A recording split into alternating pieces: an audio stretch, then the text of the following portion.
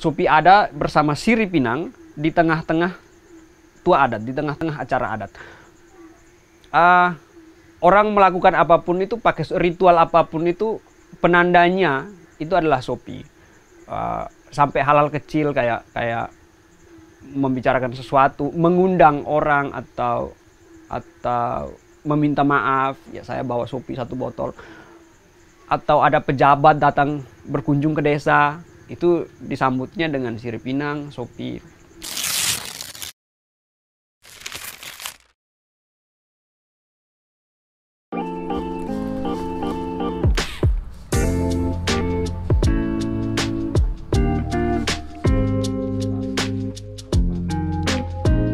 Nama saya Felix Nesi, saya penulis buku, saya tinggal di Bitauni di Nusa Tenggara Timur, itu sekitar 200-an kilometer ya, 100 lebih, 150-an kilometer dari kota Kupang. Saya sangat suka menulis tentang sejarah, tentang kebudayaan masyarakat.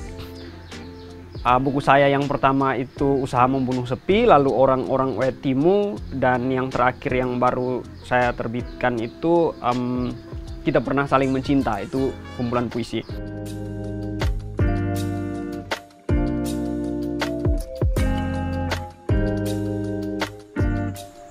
Dalam 1-2 tahun belakangan ini saya tidak menulis apa-apa karena memang saya tiba-tiba harus mengurus Situokolo, mengurus Situokolo itu artinya saya harus berhubungan dengan petani, saya harus belajar ulang tentang keuangan, saya harus juga meliterasi kembali petani-petani tentang pengelolaan keuangan, karena ya kita perlu untuk belajar kembali ya tentang hal-hal itu, manajemennya dan lain-lain. Jadi dalam tahun ini, bulan Maret sampai bulan Mei, saya itu diundang ke International Writing Program di Universitas Iowa di Amerika.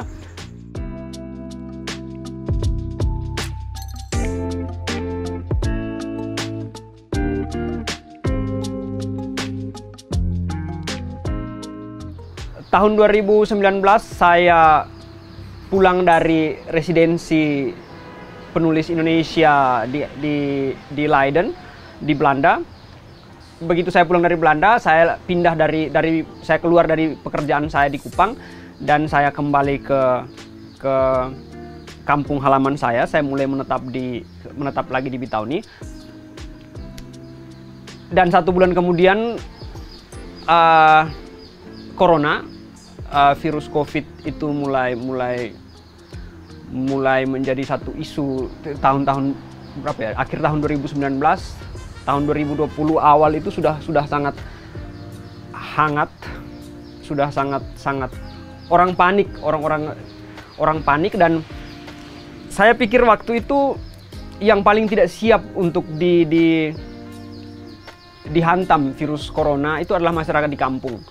Kalau masyarakat perkotaan itu dia punya sistem kehidupan yang sedikit lebih rapi. Dia punya kulkas untuk menyimpan persediaan makanan, dia punya tabungan. Tetapi masyarakat tradisional itu, karena kita lebih hidup kita itu tradisional, hidup kita itu komunal di dalam masyarakat. Jadi larangan untuk berkumpul itu sesuatu yang mengagetkan. Larangan berkumpul itu sesuatu yang mengagetkan, pasar harus ditutup itu sesuatu yang mengagetkan karena kita tidak bisa menyimpan sayuran contohnya dalam waktu 1 minggu. Itu tidak bisa. Ada pengetahuan lokal bagaimana cara menyimpan makanan, tetapi kebanyakan masyarakat sudah lupa cara-cara seperti itu.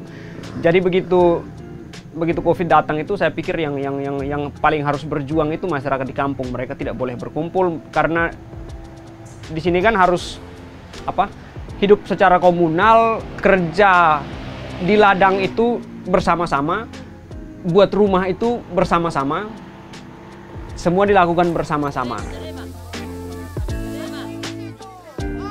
Masyarakat Timor itu masing-masing keluarga itu punya kepercayaan dari mana dia berasal, totem ya kalau kita bilang ya. Ada yang percaya bahwa dia datang dari bahwa keturunannya itu, bahwa nenek moyangnya adalah burung puyuh. Ada yang percaya bahwa nenek moyangnya adalah ular. Ada yang jadi macam-macam. Nah, yang saya tulis dalam novel saya itu juga ada satu kelompok masyarakat, satu keluarga yang percaya bahwa mereka itu dari pohon lontar, bahwa nenek moyang mereka itu adalah lontar, dan hidup mereka adalah untuk merawat lontar. Ya, kita tahu kalau pohon lontar itu satu ekosistem lontar itu punya berbagai macam. Dari satu pohon lontar itu bisa menghasilkan berbagai macam barang ya. Bisa jadi minuman beralkohol itu tadi, tapi juga bisa jadi gula, bisa jadi atap, bisa jadi tiang rumah. Itu semua ada di situ. Dan kalau secara personal, hubungan kami dengan lontar, kakek saya itu meninggalnya di pohon lontar. Jadi jatuh dari ketinggian sekitar 15 meter itu dan meninggal. Ditemukan nenek saya malam-malam jam 11 karena dia penyadap lontar. Saat itu kita tahu bahwa alkohol menjadi salah satu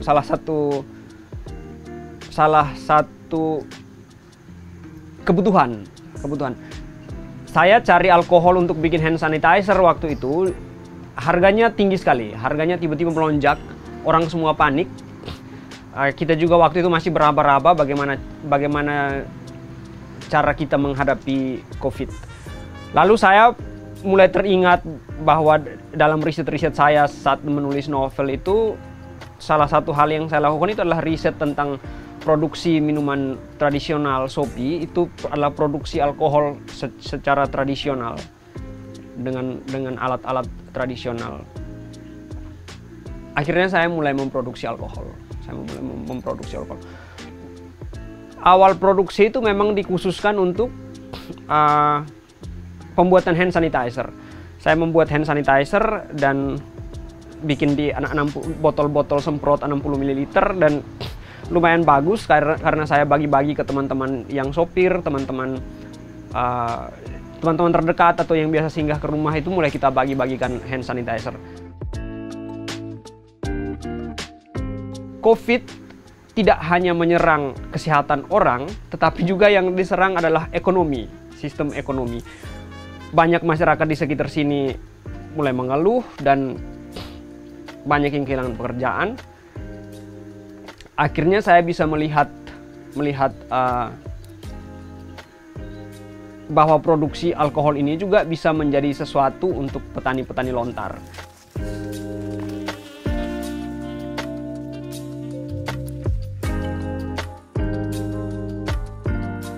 Kami berusaha membuat usaha Tuakolo ini menjadi usaha komunal seperti biasanya, seperti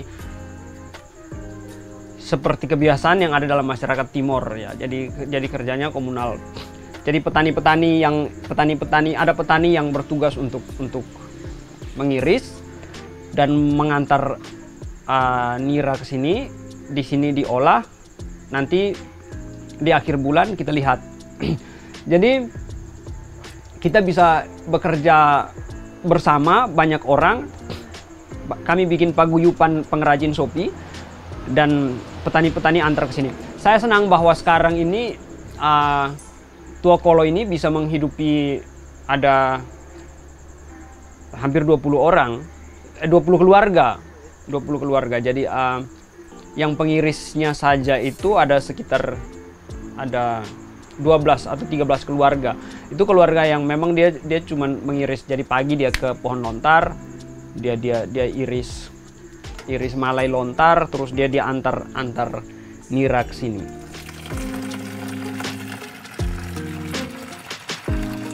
Kami menggunakan nama Tuakolo karena itu Tuakolo itu nama keluarga, nama bukan marga, tapi kalau orang Timor bilang kanan oten, itu kayak gelar. Jadi nama saya Felix Nesi. Semua orang Nesi itu disebut dipanggil Kolo, Baik Kolo, itu seperti gelar. Dan ibu saya juga itu marganya Momabe, tapi orang-orang Momabe itu kalau disebut Bai digelari karena otennya itu Kolo, digelari Bai Kolo. Makanya kami sebut. Nah, Tua Kolo sendiri itu, Tua Kolo itu bukan Sopi Kolo, tapi Tua Kolo itu kayak Tuan Kolo. Kalau terjemahan harafiah itu seperti Sir Kolo, Tua Kolo. Jadi panggilan yang hormat untuk orang-orang bernama Kolo. Jadi bisa Tua Kolo, bisa Tua Abi contohnya kalau di sini. Sulit untuk kita mendapatkan minuman tradisional. Memang masih bisa, tapi sedikit sulit mendapatkan minuman tradisional yang baik, yang memang benar-benar dibuat secara tradisional, yang kualitasnya dijaga. Akhirnya saya mulai berpikir untuk memproduksi minuman beralkohol yang kami namakan Tua Kolo.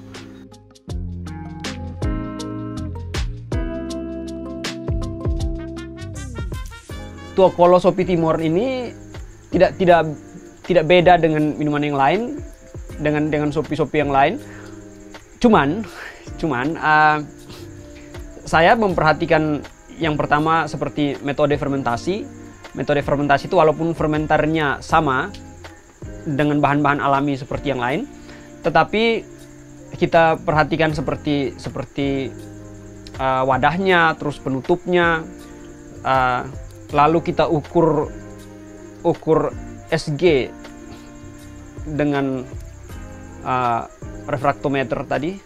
SG itu apa ya, lupa kepanjangannya. Itu perlu kita ukur. Lalu di awal-awal masak itu saya menggunakan termometer untuk mengukur panas. Jadi karena kita menggunakan api dari kayu bakar seperti biasa, jadi kita tidak bisa mengontrol. Tapi minimal dengan alat-alat kecil seperti itu kita bisa mengontrol. Dia tetap tradisional, tetapi ada sentuhan alat-alat yang bisa buat dia menjadi sedikit lebih terkontrol. Karena Sopi ini, yang mengontrol Sopi ini adalah, kami percaya bahwa yang mengontrol Sopi ini adalah nenek moyang, leluhur. Jadi karena ini adalah pekerjaan leluhur kami, pekerjaan kakek kami percaya kalau kami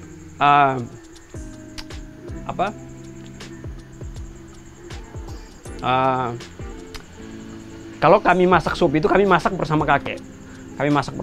Jadi kakek dan alam Timor yang mengontrol Sopi. Ini yang kadang juga harus dimengerti oleh banyak peminum Sopi tradisional, oleh pemasak Sopi sendiri, bahwa bukan kita yang bisa mengontrol sepenuhnya minuman ini.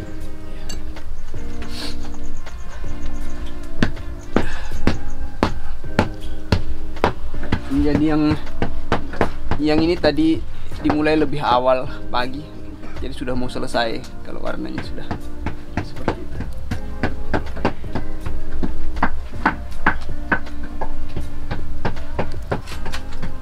Ini dulu pasang termometer di sini, tapi sekarang mereka sudah lincah kan. Di sini kita di Tua Kolo, penutup periuk kita pakai bambu sehingga dibuat lebih tinggi. Nah, ini juga mempengaruhi hasil. Jadi penguapan nira yang dimasak, uapnya naik dan tidak langsung mengalir. Kalau tradisional yang pertama, mereka pakai istilah bahasa Dawannya bokmina. Bokmina itu buah yang bulat, dan tempurungnya kita pakai untuk penutup nira. Nah, sekarang kita pakai bambu yang lebih tinggi, dan itu penguapannya udah jauh lebih tinggi, penguapan niranya lebih tinggi, sehingga menghasilkan Sopi yang aroma hangus, yang bau tidak terlalu terasa. Kita membuat pemisahan yang tepat. Pemisahan yang tepat. Jadi ada, kalau dalam ilmu distilasi itu hasil distilasi yang datang itu kan ada forehead, ada head, ada heart, ada tail, dan itu benar-benar kita pisahkan sesuai dengan kita harus pisahkan sesuai dengan berapa liter yang kita masak. Jadi yang kita muat berapa liter berarti foreheadnya akan jadi berapa mililiter, lalu head jadi berapa mililiter. Salah satu hal kecil yang saya pikir selalu saya bagi-bagikan adalah kalau forehead itu yang keluarnya paling awal, paling pertama, tetes pertama, itu tidak sebaiknya tidak dikonsumsi. Dia mengandung metanol. Kandungan metanolnya berapa itu nanti kita hitung berdasarkan berapa liter yang kita masak, juga berdasarkan suhu api. Jadi kita pisahkan, kalau ya kita hitung kasarnya, kita bisa pisahkan satu gelas kecil, satu gelas kayak gini itu berapa ya, 150 ml, itu kita tidak konsumsi, kita pisahkan, dan yang kita masukkan ke botol itu adalah sesudahnya, tetes-tetes sesudah itu. Yang itu mengandung metanol dan itu tidak baik, tidak bisa diolah oleh hati. Itu jenis, karena ada alkohol ini ada tiga jenis, ada metanol, ada etanol, ada propanol. Yang bisa diolah oleh hati itu etanol. Etanol masih bisa olah dalam kadar yang wajar, masih bisa diolah. Kalau biasanya kenapa orang minum sampai muntah, sampai mabuk, tidak sadarkan diri, itu karena hati sudah tidak mampu untuk olah kadar alkohol yang masuk, tapi dia minum terus. Akhirnya bisa jadi muntah, pusing, dan lain-lain. Tapi kalau metanol itu memang tidak mampu diolah.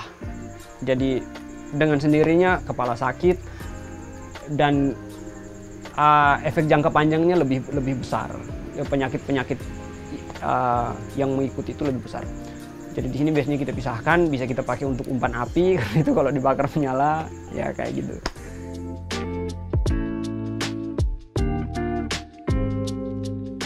Ada banyak stigma negatif tentang minuman tradisional Timor, yaitu seperti Sopi Timor. Dan salah satu tujuan saya untuk membuat Tuakolo, membuat minuman ini, juga adalah untuk edukasi kembali tentang makna Sopi yang sebenarnya, makna minuman tradisional. Tujuannya, orang Timor setiap kali minum Sopi itu dia tuang dulu ke tanah, dia berdoa itu menggunakan media Sopi, minuman beralkohol. Dia tuang ke tanah, dan saat dia tuang ke tanah itu dia percaya bahwa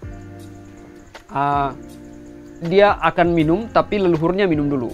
Leluhurnya tanah itu minum dulu. Jadi kita minum bersama. Dia minum di sana, saya minum di sini. Kita di dunia yang berbeda, tapi kita minum yang sama. Kita punya minuman yang sama. Nah, semakin kesini itu kadang-kadang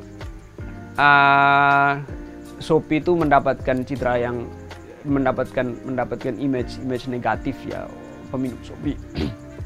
Ini juga tidak bisa kita langsung salahkan, karena memang banyak yang mengkonsumsi alkohol secara tidak bertanggung jawab, secara berlebihan, lalu ribut, lalu berkelahi. Nah, itu satu hal yang menjadi tantangan tersendiri, bahwa kita perlu kembalikan Sopi ini ke tempatnya. Sopi ini sedikit sakral. Jadi Sopi ada bersama Sirip Pinang di tengah-tengah tua adat, di tengah-tengah acara adat. Orang melakukan apapun itu, pakai ritual apapun itu, penandanya itu adalah Sopi. Sampai hal-hal kecil kayak membicarakan sesuatu, mengundang orang, atau meminta maaf, ya saya bawa Sopi 1 botol. Atau ada pejabat datang berkunjung ke desa, itu disambutnya dengan Sirip Pinang, Sopi, ya kayak begitu. Jadi kita berusaha untuk mengembalikan Sopi bukan lagi menjadi minuman yang sangat negatif. Itu salah satu caranya itu tadi, alkohol dikontrol dengan baik sehingga orang habis minum badannya segar, bukan malah sakit kepala, sakit perut, seharian tidak mau kerja. Itu bukan alkohol yang baik. Lalu kita juga punya peribahasa Dawan itu, peribahasa atau Inmeto itu miop on ate tahon usif, bekerja seperti hamba, tapi kita harus makan seperti raja. Nah, saya mengambil peribahasa itu dan saya ubah sedikit, bukan lagi makan tapi minum. Kita bekerja seperti hamba dalam kerja kita setiap hari, tapi kita harus minum seperti raja. Kita harus minum seperti raja. Makanya minuman kita harus bagus. Minum seperti raja. Dan raja kalau habis minum tidak kacau. Raja kalau dia raja, dia orang terhormat. Dia habis minum dia tenang. Dia duduk tenang, dia bercerita. Kalau memang mabuk dia istirahat.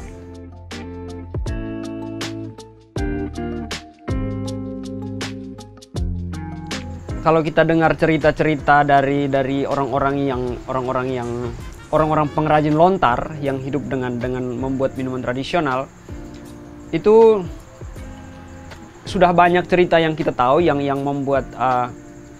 sudah banyak cerita yang kita tahu tentang bagaimana orang tua berjuang menyekolahkan anak dengan menjual minuman tradisional, menjual sopi. Di rumah sini ibu saya sendiri itu bisa bersekolah itu karena ayahnya itu pengrajin lontar. Minuman di sini juga kami lebih banyak prioritasnya itu untuk upacara-upacara adat. Jadi karena kami tidak menggunakan mesin modern, menggunakan alat-alat tradisional, jadi kami hanya menggunakan alat-alat tradisional. Jadi hasilnya kan sedikit. Dalam satu hari itu hanya 5-6 botol. Itu kalau misalnya yang pesan untuk tujuan ritual adat, tradisi, itu kami akan prioritaskan. Ketimbang yang datang hanya untuk bawa minuman untuk hiburan ya.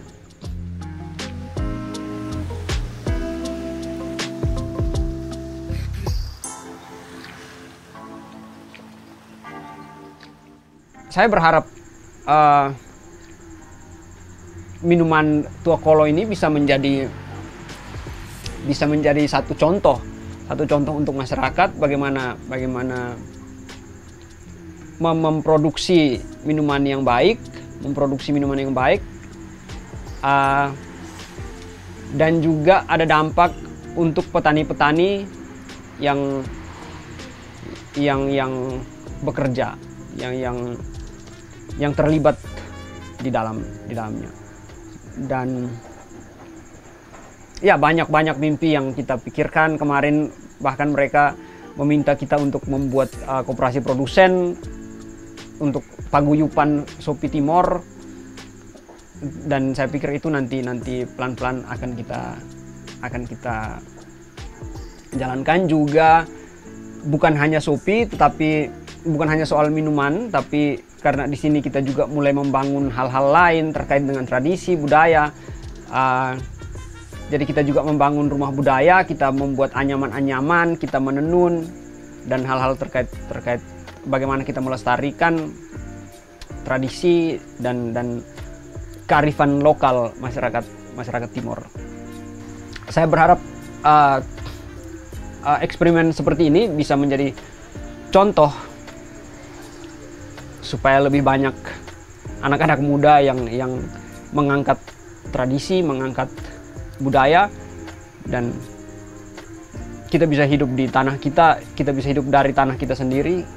Kita tidak perlu pergi jauh-jauh untuk hidup, tapi kita tahu bahwa kita di Timor, kita punya banyak kekayaan dan kita bisa hidup di sini.